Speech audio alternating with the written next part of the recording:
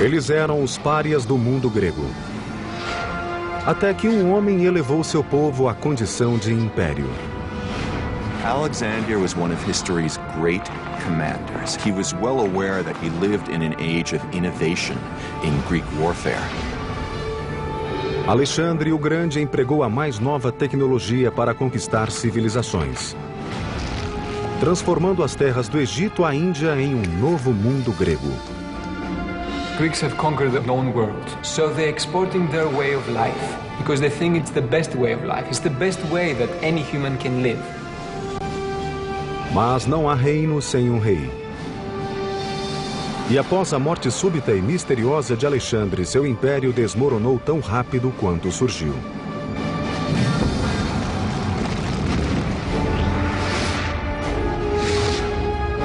Construindo um império. Grécia, a Era de Alexandre. 404 a.C. 27 anos de guerra sangrenta haviam chegado ao fim. Atenas, com sua invencível esquadra destruída, foi forçada a sujeitar-se aos seus arquirrivais, os espartanos.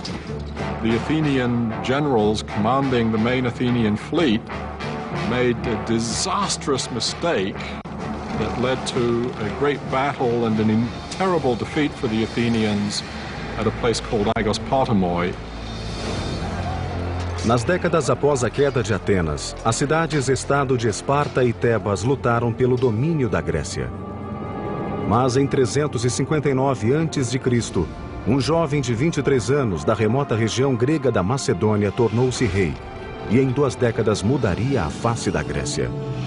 Seu nome era Filipe II. Macedon was a funny Greek state. It was always a bridesmaid and never a bride. It had lots of potential, both in manpower and natural resources, but it had never managed to get its act together. Os gregos das cidades-estado consideravam os tribais macedônios incivilizados. Porém, após 20 anos, Filipe os havia unificado e transformado na mais temida máquina de guerra que a Grécia já vira.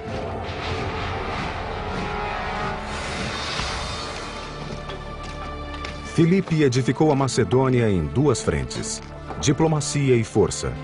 Ele começou criando alianças com as cidades-estado vizinhas, ao mesmo tempo em que reinventava o exército macedônio, tornando o serviço militar uma ocupação em tempo integral e altamente treinada.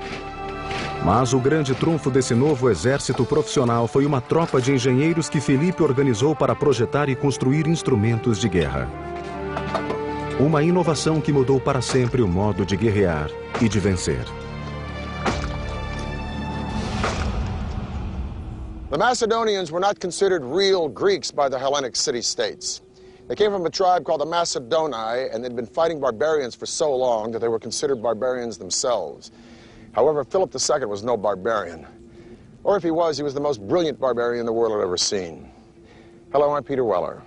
The pillar of Philip's military strategy was his combination of cavalry with infantry, and the pillar of his infantry was a formation called the phalanx, a rectangle group of foot soldiers that traveled very lightly at a marching speed few other armies could equal. A falange fora utilizada pelos gregos durante séculos. Filipe acrescentou-lhe uma arma nunca antes vista em um campo de batalha. The innovation that Philip did was changing the shape of the phalanx and introducing this long weapon called the sarissa. So the phalanx became like a huge tank. A sarissa era uma lança com quase 5,5 metros, capaz de devastar um inimigo antes que este pudesse contra-atacar com espadas ou lanças mais curtas. Basically, you plant the head of your pike against the guy and push him back. And the effect is a little bit like, you know, in adults, when a kid tries to attack him and you put your hand on the kid's forehead and his little fist is swinging like this, but they can't reach you. That's what the pike enables Philip's infantry to do. Soldados bem treinados, bem equipados e disciplinados deram à falange macedônica a vantagem contra táticas tradicionais de batalha. Mas a tecnologia bélica é que tornaria o exército de Filipe invencível. for much of their military history, the Greeks were not particularly good at siegecraft. Beginning around 400 BC or shortly afterwards, the Greeks begin to take a quantum leap. Arco e flecha haviam sido uma arma de guerra durante milênios, mas a potência do arco era limitada à força do braço de um indivíduo. Uma das primeiras inovações dos antigos gregos em engenharia militar foi um arco capaz de utilizar a força de todo o corpo humano e não apenas do braço. The earliest weapons of siegecraft that the Greeks developed are essentially crossbows, and they're called belly shooters, gastrophetes. You had a much bigger thing that had a kind of U-shaped element at the end that you pressed against your abdomen, and then you drew back the bow with both hands, pressing it with your torso at the same time, so you could create a much greater force of tension. O gastrafetes foi uma evolução mortal do arco e flecha, mas para sobrepujar os exércitos do mundo, Filipe precisava de mais potência. In order to do even more damage, they need to come up with yet another generation of weapons. They need to invent what we might call the torsion catapult.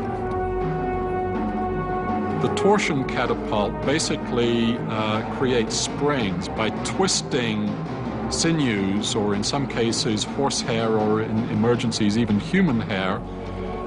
You create thick ropes of them and then twist them together. Os engenheiros gregos projetaram um aparelho que funcionava como um gastrafetes montado sobre uma plataforma. Chamaram-no de oxibeles ou lança-dardos. Ao invés de usar o corpo para dar potência, o retesamento criado pelo oxibeles provinha de cordas torcidas até um ponto máximo de tensão.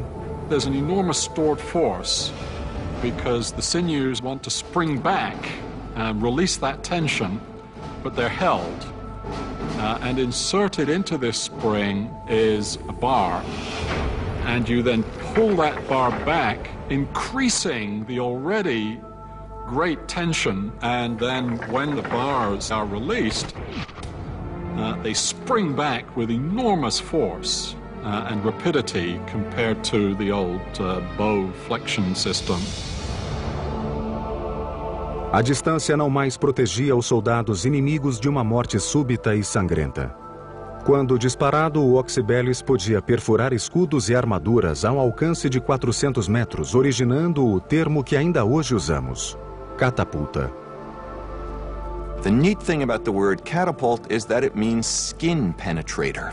You can see our word pelt, like an animal skin, in the Greek catapult, goes through the skin. Com suas armas de guerra, Filipe tornou-se inexorável contra as cidades-estado gregas. Em 338 a.C., a vitória dele sobre Atenas e Tebas tornou-o o senhor absoluto da Grécia. Mas foram as ações de Filipe após a guerra que indicaram como os macedônios governariam as terras conquistadas a despeito de sua reputação de bárbaros. Philip and his son Alexander, who was only 18 years old, defeat a coalition of Thebans and Athenians at the Battle of Chaeronea in 338 BC. And then Philip does a remarkable thing. He lets all the Athenians go back home. Then he calls together a council at Corinth, invites all of the city-states. He's got to cloak his power in some sort of diplomacy. And he tells all the city-states, you can groove. It's all going to be the same as it was before. He could have scorched the earth, just like Genghis Khan a few centuries later, but he didn't. Why? We've got to remember that the Greeks thought of the Macedonians as no better than a bunch of thugs. And the Macedonians didn't care much for the Greeks either. But Philip had had his taste of the Hellenic ideal during his time at Thebes. And as a king, he invited Greek philosophers and teachers to come to Macedonia. His entire court spoke Athenian Greek. Philip didn't want to destroy Greece. He wanted to be Greece. He was like the nerd at the back of the class who wanted to join the frat party, become one of the cool guys, albeit a little bit tougher. In his moment of triumph, led by Macedon, he was preparing to carry out his life's ambition, which was to invade the Persian Empire. Ele não iria tão longe. Filipe seria assassinado por alguém de dentro do seu próprio círculo. Pouco antes de partir rumo à conquista da Pérsia, Filipe participou de uma celebração pública. Enquanto marchava à frente de seu séquito para provar que não temia ninguém, um guarda-costas avançou e enterrou-lhe um punhal no peito. O homem que unificara a Grécia estava morto aos 46 anos. Was he a lone assassin, or was there a bigger plot? We can never know for sure because while the assassin was trying to escape, he was mowed down by Philip's guards. O sonho de Filipe de dominar o Império Persa não morreu com ele, antes fortaleceu-se com a ascensão de seu filho de 20 anos, chamado Alexandre. Alexandre viria a utilizar o exército, os engenheiros e a tecnologia de Filipe para realizar um projeto ainda mais ambicioso que o de seu pai: transformar o mundo em um mundo grego. Em apenas 20 anos, Filipe II transformara os macedônios em um poderoso exército e tornara-se governante supremo da Grécia. Mas o assassinato de Filipe em 336 a.C. ceifara sua ambição e autoproclamado destino: invadir a velha inimiga da Grécia, a Pérsia. Filipe havia conquistado a Grécia. Cabia agora ao seu filho conquistar o mundo. Este foi um homem que passou à posteridade como Alexandre o Grande. Alexander was one of history's great commanders. He was absolutely brilliant on the battlefield. True enough, he inherits a great military machine, but he has to get the credit for leading this machine at a very young age. Filipe havia deitado as fundações para a conquista. Agora, seu filho teria de concluir sua obra. Em 334 a.C., Alexandre liderou seu exército de mais de 35 mil soldados para combater o Império Persa. A Pérsia era uma gigantesca superpotência que dominava as terras do Oriente Médio e da Ásia Menor. Alexandre e seu exército invadiram o que é hoje a Turquia, fazendo incursões profundas em território persa. Mas os persas ainda tinham uma vantagem que Alexandre precisaria neutralizar se quisesse conquistar a velha inimiga da Grécia. Alexander's got a problem. He doesn't have a fleet. So what he needs to do is to find a way to neutralize the Persian fleet. And his strategy is to fight the Persian Navy on land by laying siege to and taking each of the great Persian naval bases. Alexandre prosseguiu sua marcha rumo sul ao longo da costa do Mediterrâneo, lançando cerco a cidades e portos que resistiam ao seu avanço. Mas foi a fortificada e poderosa cidade de Tiro que constituiu o maior desafio para Alexandre e seus engenheiros. Tyre, in antiquity, was an island, a small offshore island. The city actually lay on an offshore island, and that made it relatively impregnable in the eyes of the Tyrians themselves, since they had a great fleet. All of that changed in the late 4th century. Inicialmente, Alexandre tentou a diplomacia. Enviou mensageiros à ilha exortando os líderes da cidade a aceitar um tratado de paz. A resposta foi curta e grossa. Os embaixadores foram mortos e seus cadáveres jogados de cima das muralhas ao mar. O risco era muito grande. Se Alexandre não conseguisse capturar a cidade, enviaria ao mundo a mensagem de que não era invencível. Com Tiro protegida pelo mar contra os exércitos dele, coube aos seus engenheiros trazer o campo de batalha à cidade, onde Alexandre poderia combater os tírios cara a cara. Tiro não mais seria uma ilha. What if the enemy refused to come out and fight you? Alexander realized that he could not allow his military operations to get bogged down in the face of fortifications, and that meant that he needed techniques and weaponry that could attack fortifications.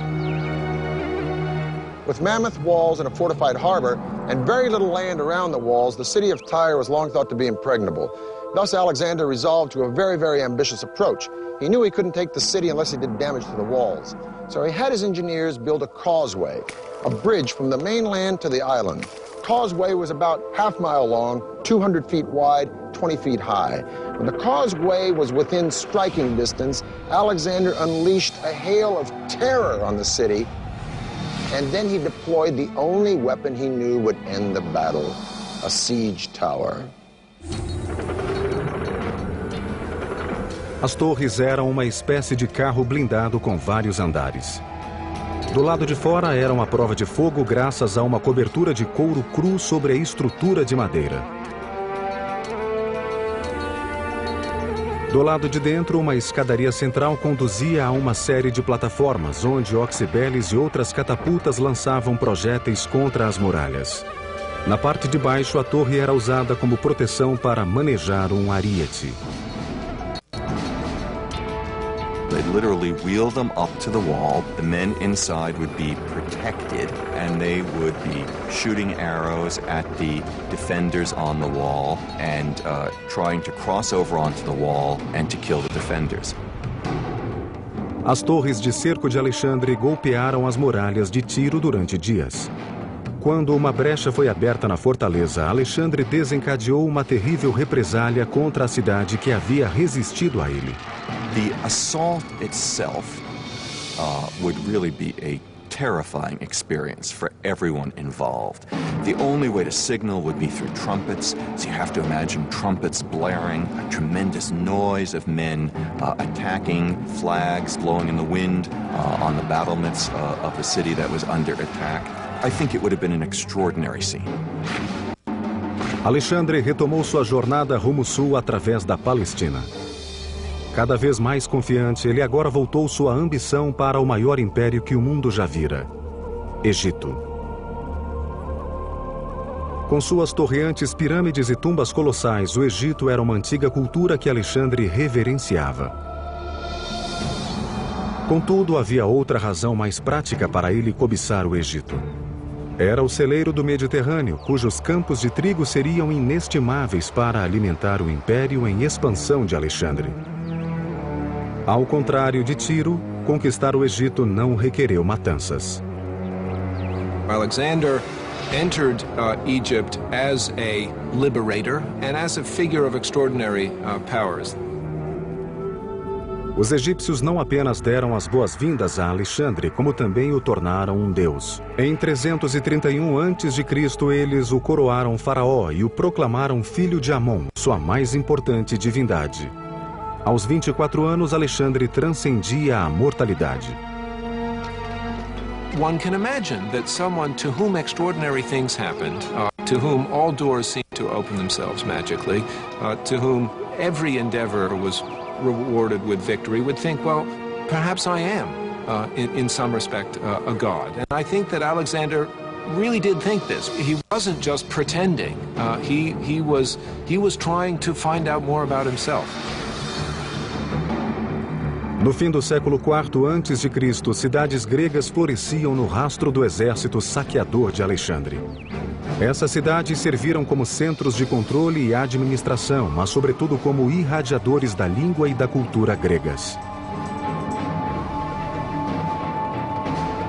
O resultado seria um modelo de construção de cidade que se estenderia até as mais recônditas regiões do Império Alexandrino.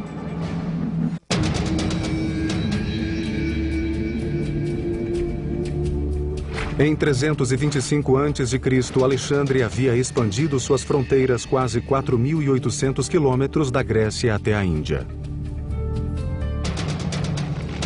O exército dele pode ter sido uma máquina destruidora, mas o legado de seu império foi um novo mundo grego.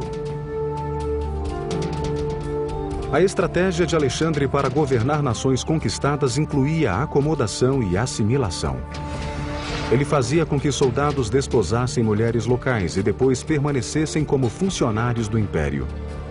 Cidades outrora persas, egípcias ou indianas eram transformadas em cidades gregas. Foi uma invasão de ideais que formou uma cultura híbrida conhecida como helenismo. So definitely there are striking parallels with what's going on today, in our today era of globalization. Today we have a common language, which is English, is the language of trade. After Alexander the Great, you have people who have adopted the Greek customs and the Greek language.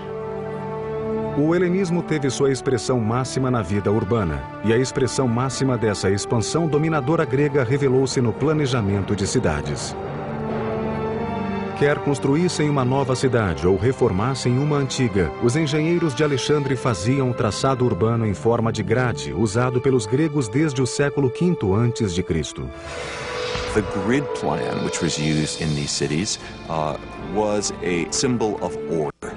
Any government that could replace the traditional winding alleyways of a city with a rectilineal grid plan of streets at right angles was a government to be feared, a government to take notice of. Alexander's campaigns in Asia Minor would create a new world order. Today we call it Hellenism. If you lived in a city conquered by Alexander, you lived in a Greek city. This is an example of such a city. It's called Pergamum. 2,000 years ago, Pergamum would have had all the elements of a Greek city: agora, temples, gymnasium, theater.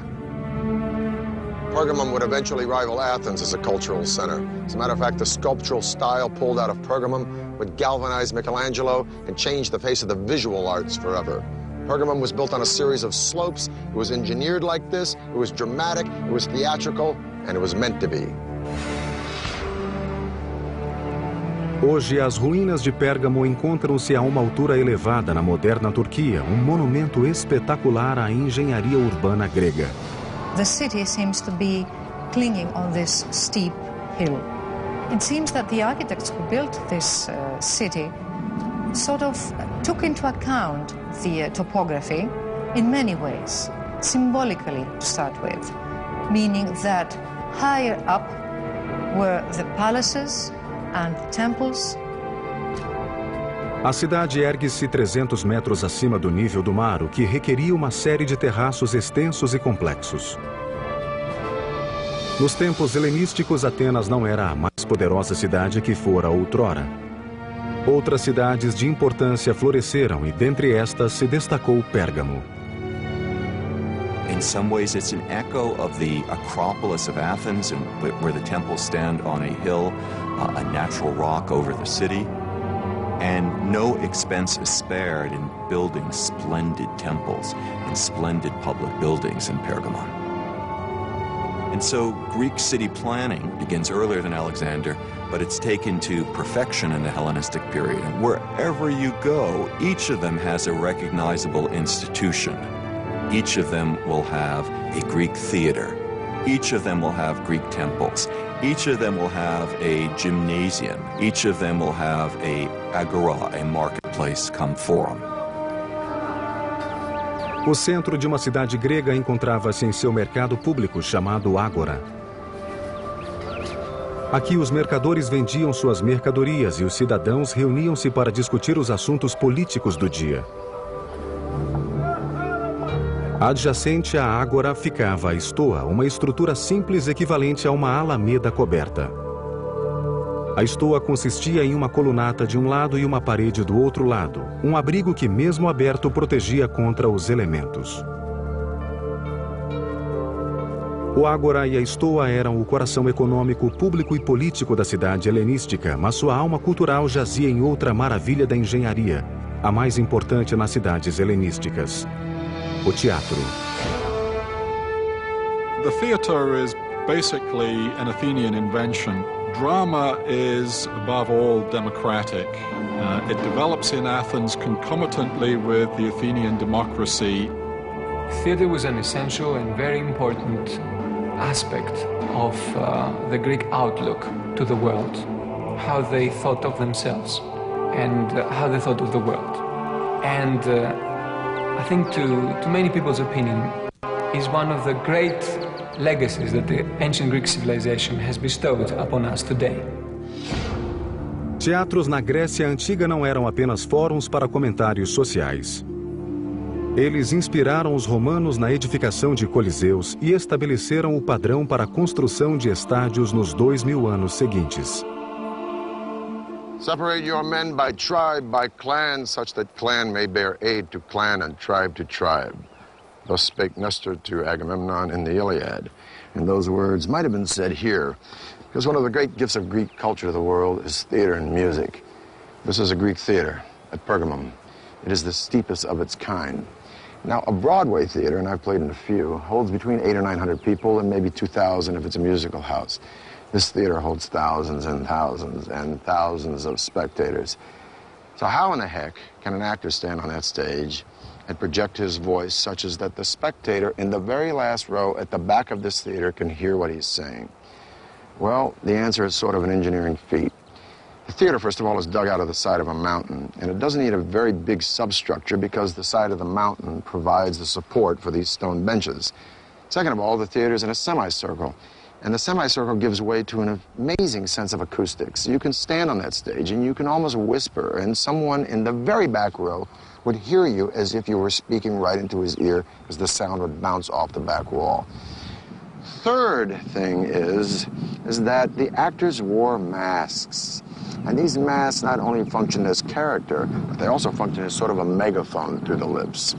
So these three elements combined, this theater would be a fantastic place to come and hear the Agamemnon performed by Aeschylus. I think undoubtedly the best preserved ancient Greek theater, the theater at Epidauros in the Argolid Peninsula in the Peloponnesus. Os teatros gregos eram divididos em três partes básicas. O teatron, ou área de vista, onde a audiência se sentava. A orquestra, ou área dançante, onde ocorria a maior parte da ação. E o skene, construção de madeira posta de trás da orquestra. O skene, com seu teto chato, era usado para camarins, pano de fundo e às vezes como cenário. O Teatro de Epidauro tem 55 filas de assentos e é dividido em 3 seções. Escadarias dividem as seções de assentos em fatias separadas. Ao todo, estima-se que este gigantesco teatro tenha capacidade para 12 a 14 mil pessoas. Mas é a engenharia acústica que torna o Teatro de Epidauro espetacular. If you're sitting up in the top row, you're a long way away from the stage. And the person who's down in the orchestra or on the stage looks quite tiny, and yet you can have a conversation with that person with only a slight elevation of your voice.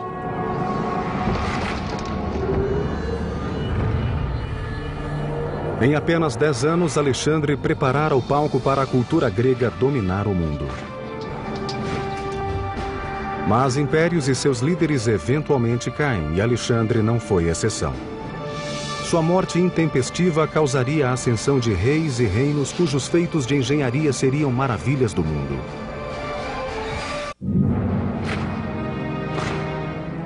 Em 323 a.C., Alexandre havia lavrado um império que se estendia da Grécia a oeste, passando pelo Egito até a Índia a leste. Suas conquistas dependiam do uso de tecnologia avançada por parte de seu exército, mas também do lendário talento de Alexandre para assegurar a lealdade de milhares de homens. Porém, após 13 anos e milhares de quilômetros de batalha permanente, essa lealdade foi levada até o limite. His troops, their loyalty finally was used up. They rebelled against him, they refused to go further, and he had to turn around. Retornando da Índia, Alexandre preparava-se para consolidar seu império quando foi acometido por uma misteriosa doença. No one knows exactly what it was that killed him, whether it was an infection, whether it was the result of a very hard life as a soldier in which he was wounded in battle, these extraordinary travels in which he, according to legend, subjected himself to the same hardships as his soldiers. One of the stories is that he essentially drank himself to death. There was always intrigue at the Macedonian court. Alexander's father had been assassinated. Is it possible that he was poisoned in some way? Those are questions we can't answer. Em 10 de junho de 323 a.C., a um mês de completar 33 anos, o homem mais poderoso da Terra morreu. A ascensão meteórica do seu império seria comparável à sua sangrenta fragmentação. Seguiu-se uma disputa de poder entre os comandantes regionais para preencher o vazio deixado pela morte de Alexandre. Esses generais e seus herdeiros edificaram pujantes reinos helenísticos e ao longo de gerações lutaram pela supremacia. A terra do Egito caberia ao general Ptolomeu, que fora designado para supervisionar o rico território no Nilo. Ptolomeu viria a edificar um reino que combinaria as culturas grega e egípcia em uma dinastia destinada a durar 300 anos. Ptolemy I was a man who had made a career as a military commander and advisor under Alexander. What he therefore wanted was as rich and secure a portion of that empire as he could get.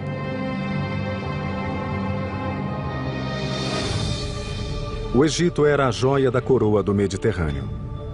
Seu superávit de grãos tornaria Ptolomeu o governante do celeiro do mundo antigo. O plano de Ptolomeu era assegurar sua legitimidade tanto como rei do Egito quanto como verdadeiro sucessor de Alexandre. Segundo a tradição macedônica, aquele que sepultasse o corpo do rei garantia o direito ao trono. Ptolomeu então sequestrou o cortejo fúnebre de Alexandre e trouxe o seu corpo mumificado para o Egito, onde descansaria em Alexandria, a mesma cidade que o próprio Alexandre fundara 15 anos antes.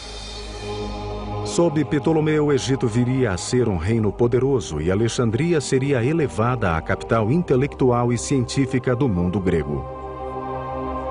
He wanted it to be a city that joined with Greek culture and used both Greek and Egyptian technological know-how to build a new Athens, if you will. Alexandria situava-se na costa e um porto de fácil acesso seria vital para manter o comércio com outras cidades ao redor do Mediterrâneo. Com esse propósito, Ptolomeu ordenou a construção de um dos mais ambiciosos projetos já executados, o primeiro farol conhecido. During the night, it's shown to a great distance, and ships can actually see it from many, many miles away. And during the day, there was smoke coming out of it, so it was still very visible. It must have been a formidable thing to behold. Na época, somente a grande pirâmide de Gizé era mais alta que o farol. Consta que media 91 metros, altura comparável à da Estátua da Liberdade. Outras estimativas atribuem-lhe nada menos que 136 metros. Como o farol foi edificado, permanece um mistério. Mas a 40 quilômetros de Alexandria ergue-se um monumento funerário que estudiosos creem ser uma réplica em escala menor do farol. Com base nesse modelo, parece que o farol foi construído em 3 pavimentos separados e distintos. The lower level was square, the one above was octagonal, and the final one was cylindrical. And on top there was the beacon. No topo do farol, um intenso e contínuo raio de luz emanava oceano afora. Estudiosos creem que madeira era o combustível do farol e que a seção inferior abrigava uma rampa em espiral grande o bastante para que animais puxando carroças carregadas de lenha pudessem subir. A rampa pode ter levado a uma série de aposentos onde a lenha era armazenada. O segundo pavimento para cima, um pequeno elevador manual, era provavelmente usado para erguer combustível até o topo. There are stories about mirrors and devices that could amplify the light of this fire so that it could be seen from miles and miles away. But there's no real evidence of such a thing, and there are quite a few scholars who believe that it was just a normal beacon, it was just a big fire and nothing more. O farol durou quase 1.600 anos, golpeado por tempestades, ondas e até terremotos.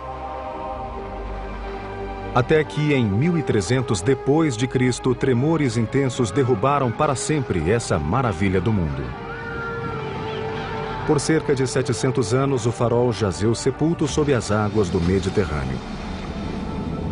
Até que em 1994, uma equipe de mergulhadores e arqueólogos descobriu imensas pedras na enseada de Alexandria, revelando as fundações de uma das mais luminosas edificações da história.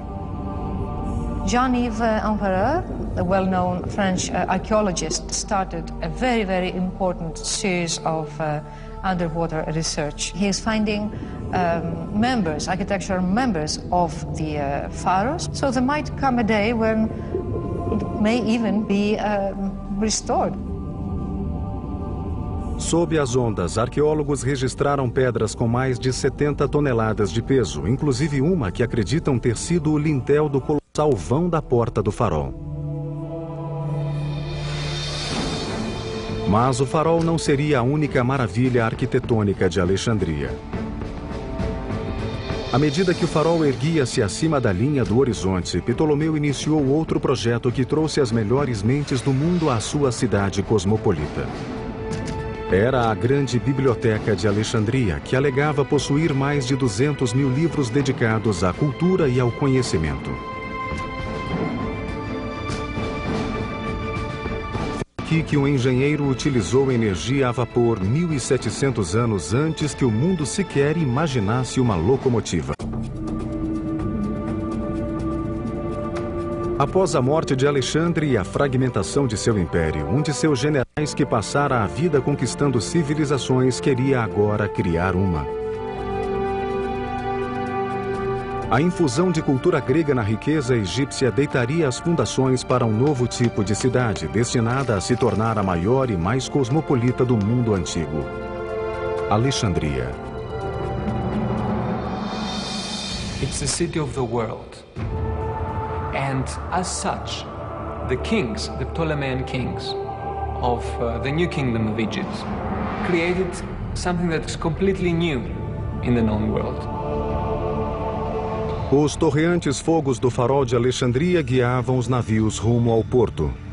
Mas foi outra visão de Ptolomeu que se tornou um farol para as grandes mentes do planeta. A Biblioteca e o Museu de Alexandria. But that does not mean it was for exhibiting something. A museum at that time meant something like a research center. It's a think tank, perhaps the world's first great think tank. And Ptolemy buys great scholars and writers from around the Greek world. And the library is the greatest repository of books in the Greek world. It had a mythical amount of scrolls, something, some say 200,000, some say 700,000. Foi no museu e na biblioteca onde, pela primeira vez na história humana, o conhecimento tornou-se um artigo a ser acumulado e compartilhado.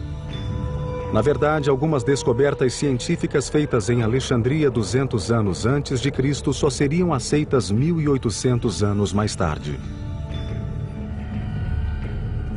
Pupilos aprendiam que a Terra era redonda e um dos grandes astrônomos, Eratóstenes, calculou a circunferência da Terra e errou por menos de 1%. So it's perhaps a very interesting story that the Ptolemaic kings, whenever a ship will come into Alexandria, the first thing that the captain had to do is had to declare if he had any papyri, any works of philosophers or science on board. They were taken to the library to be copied, but usually they gave the captain back a copy and not the original. Embora Ptolomeu fosse um grego macedônio, o segredo do sucesso de sua dinastia no Egito foi sua assimilação da cultura egípcia. A própria família de Ptolomeu não hesitou em adotar costumes egípcios. O filho de Ptolomeu, Ptolomeu II, chegou a casar-se com sua própria irmã, Arsínoe. There had been a tradition in the Egyptian pharaonic families of brother-sister marriage and there was a sense that a figure like that couldn't just marry any old ordinary mortal, and that eventually only a sister who sort of shared his divine origins was an appropriate companion and spouse. Os Ptolomeus podem ter usado tradições egípcias para elevar-se à categoria de deuses, mas no final, como todos os faraós antes deles, esses reis ainda não eram mortais. Ptolomeu não veria todos os seus sonhos para Alexandria realizados. Ele morreu em 283 a.C. de causas naturais, antes que a biblioteca e o farol estivessem concluídos. Alexandria continuou a florescer como polo cultural sob seus governantes ptolomaicos e produziu muitos dos pensadores mais avançados da época. Foi pouco após seu reinado de 300 anos, no primeiro século depois de Cristo, que Alexandria deu ao mundo um de seus mais célebres engenheiros gregos. Chamava-se Heron e seus famosos projetos colocam-no entre os maiores engenheiros mecânicos da antiguidade. All his books are extremely detailed, very well describing all engineering procedures. But Heron himself also was good in the sense that he has an inclination in favor of arts. We must remember that in ancient Greek, the word art was meaning also technology. Os projetos de Heron tinham muitas aplicações práticas, incluindo ideias para extintores de incêndio, odômetros e até portas automáticas. Mas foram os experimentos de Heron com tecnologia a vapor que instigaram sua imaginação. A primeira máquina a vapor foi construída na Inglaterra por volta de 1700 d.C. Cerca de 1600 anos antes, Heron construiu o precursor da máquina a vapor chamado Eulípila. It was a metal sphere put up in such a way so that it could rotate freely and had two tubes applied. When filled with water and heated from below, steam developed and started to turn to put the sphere into motion, thereby turning air into something very useful, something that you could control. We maintain that under other historical circumstances, this industrial revolution could possibly have taken place in Alexandria after a couple of centuries. The essence was there. The interesting thing about the steam engine of Hero is that the guy discovered steam power. Okay, so the question beckons, how comes they didn't use steam power? How comes they didn't make steam engines like the English did a few centuries later? And the answer to that is that in Egypt, forced labor or slave labor was so cheap, you didn't need machines to do the job. So that's like an interesting idea. You can have a technology and you don't know what to do with it because there's not a real economical need for it. As invenções de Heron ainda hoje intrigam engenheiros, mas podem haver existido muitas outras inovações em Alexandria que nunca conheceremos. Não há consenso entre os estudiosos sobre quando aconteceu, mas grande parte do conhecimento científico do mundo antigo virou fumaça em decorrência do incêndio da antiga biblioteca. Mesmo assim, a engenharia da Grécia e de Alexandria foi um fogo inovador que iluminou o mundo antigo como uma estrela que guia um navio através do oceano. A fabulosa Era de Alexandre pode ter presenciado a ascensão e queda de impérios, mas o legado dela é ainda percebido em nosso mundo de hoje. To outsmart the raw forces of nature and to turn them into something beneficial. That's the common denominator for all Greek engineering.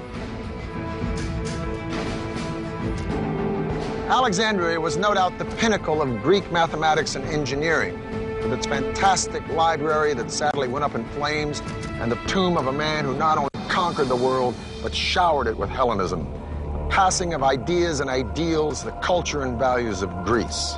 But even as Alexander's empire crumbled, Greece was not to be extinguished. No, it was absorbed by what many believe was the greatest experiment in Hellenism of all, Rome. I'm Peter Weller for the History Channel.